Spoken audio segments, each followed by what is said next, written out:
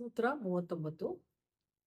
ಅಪರಿಗ್ರಹ ಸ್ಥೈರ್ಯ ಜನ್ಮಕಥಾ ಸಂಬೋಧ. ಪದಗಳ ವಿಭಾಗ: ಅಪರಿಗ್ರಹ, ಸ್ಥೈರ್ಯ, ಜನ್ಮಕಥಾ, ಸಂಬೋಧ. ಅಪರಿಗ್ರಹ ಅಪರಿಗ್ರಹ ಎಂದರೆ ಬೇರೊಬ್ಬರಿಂದ ಏನನ್ನು ಬಯಸದೆ ಹಾಗೂ ತನಗೆ ಎಷ್ಟು ಬೇಕೋ ಅಷ್ಟನ್ನು ಮಾತ್ರ ಇಟ್ಟುಕೊಂಡು ತನಗೆ ಬೇಡವಾದ್ದನ್ನು ಬೇರೆಯವರಲ್ಲಿ ಹಂಚಿಕೊಂಡು ಬಂದರೆ, ಅಂದರೆ ಪರಮಾತ್ಮನು ನೀಡಿರುವ ಎಲ್ಲ ವಸ್ತುಗಳನ್ನು ತಾನೊಬ್ಬನೇ ಅನುಭವಿಸದೆ ಅದನ್ನು ಬೇರೆಯವರೊಡನೆಯೂ ಹಂಚಿಕೊಂಡು ಬಾಳಿದರೆ. ಸ್ಥೈರ್ಯ ಅಂದರೆ ಅದರಲ್ಲೇ ಸ್ಥಿತನಾದರೆ. ಜನ್ಮಕಥಾ ಅಂದರೆ ತಾನು ಈ ಭೂಮಿಗೆ ಹೇಗೆ ಬಂದೆ, ಯಾತಕ್ಕಾಗಿ ಬಂದೆ ಎಂಬ ಎಲ್ಲವುದರ ವಿವರಣೆಯು ಸಂಬೋಧ ಅರಿವಿಗೆ ಬರುತ್ತದೆ.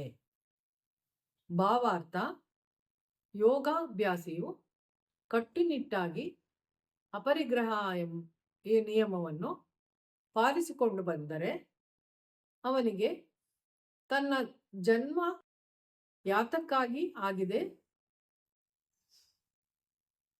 ಅದರ ಸಂಪೂರ್ಣ ವಿವರಣೆಯು ಅವನಿಗೆ ಅರಿವಿಗೆ ಬರುತ್ತದೆ.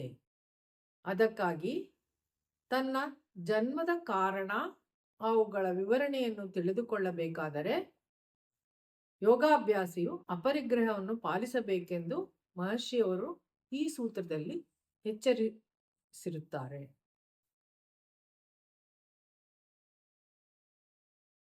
ಸೂತ್ರ 40. ಶೌಚಾತ್ ಸ್ವಾಂಗ ಜಿಗುಪ್ಸಾ ಪರೈರಸಂಸರ್ಗ. ಪದಗಳ ವಿಭಾಗ: ಶೌಚಾತ್, ಸ್ವಾಂಗ, ಜಿಗುಪ್ಸಾ, ಪರೈಹಿ, ಅಸಂಸರ್ಗ. ಪದಗಳ ಅರ್ಥ: ಶೌಚಾತ್ ಕಾಯ ವಾಚ ಮನಸ ಶುದ್ಧಿ, ತ್ರಿಕರಣ ಶುದ್ಧಿ. ಸ್ವಾಂಗ ತನ್ನ ಸ್ವಂತ ಅಂಗ. ಜಿಗುಪ್ಸಾ ಬೇಸರತನ, ಬೇಸರಿಕೆ. ಪರೈಹಿ ಬೇರೆಯವರಲ್ಲಿ. ಅಸಂಸರ್ಗ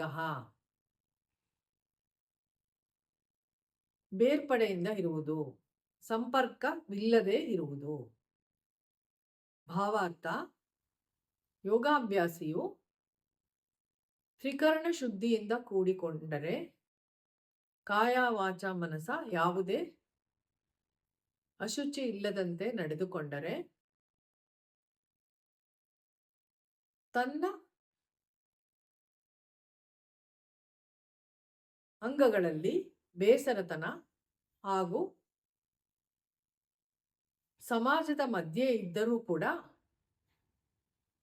ಬೇರೆಯವರ ಸಂಪರ್ಕ ಇಲ್ಲದಂತೆ, ಅಂದರೆ ಬೇರೆಯವರ ಅಶುದ್ಧಿಯನ್ನು ತನಗೆ ಸಂಸರ್ಗವಾಗದಂತೆ ನಡೆದುಕೊಳ್ಳಬಹುದಾಗಿದೆ ಎಂದು ಈ ಸೂತ್ರದಲ್ಲಿ ತಿಳಿಸಿರುತ್ತಾರೆ.